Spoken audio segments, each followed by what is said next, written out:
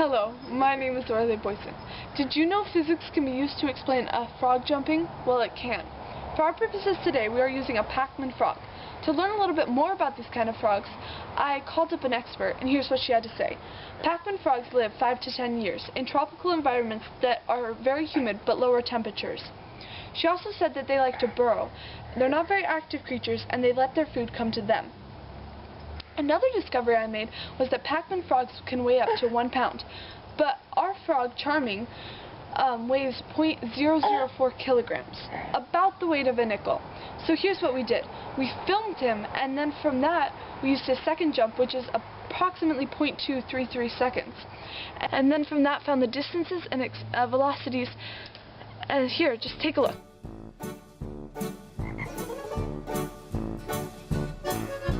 Never put a frog in the kitchen sink, the kitchen sink, the kitchen sink. Never put a frog in the kitchen sink, or your mother's.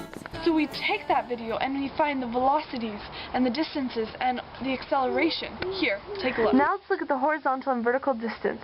The horizontal distance is 4.832 centimeters. The vertical distance is 2.718 centimeters, and the vertical height of the peak of his jump is 1.359 centimeters. Now let's look at the vertical velocities. The vertical average velocity was 1.7 centimeters per second. The vertical maximum velocity was 13.29 centimeters per second, and the vertical average acceleration is 10 centimeters per second squared. Now from those velocities and accelerations, we can find force, and then power, and the energies and efficiency. Here, take a look at what we found. First, let's do the horizontal force, work, and power. The horizontal force is 0.0728 newtons. The horizontal work is 0.3517696 joules. And the horizontal power is 1.508 watts. Now let's do the vertical force, work, and power. The vertical force is 0.04 newtons. The vertical work is 0.10872 joules. And the vertical power is 0.47 watts. Now let's look at the energy. The potential energy at the peak of the jump is 0.05436 joules.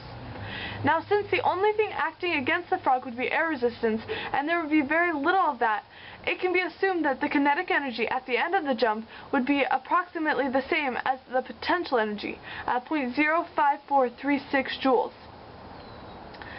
Because of this, the efficiency would be almost 100%. Wow, all that force and energy going into one jump of a frog, it's incredible! Thanks for watching, and remember, never put a frog in the kitchen sink, the kitchen sink, the kitchen sink. Never put a frog in the kitchen sink. Or your mother's gonna yell. Who put the frog in the kitchen sink? The kitchen sink, the kitchen sink. Who put the frog in the kitchen sink? Your mother's gonna yell. Never put a frog in your daddy's shoe, your daddy's shoe, your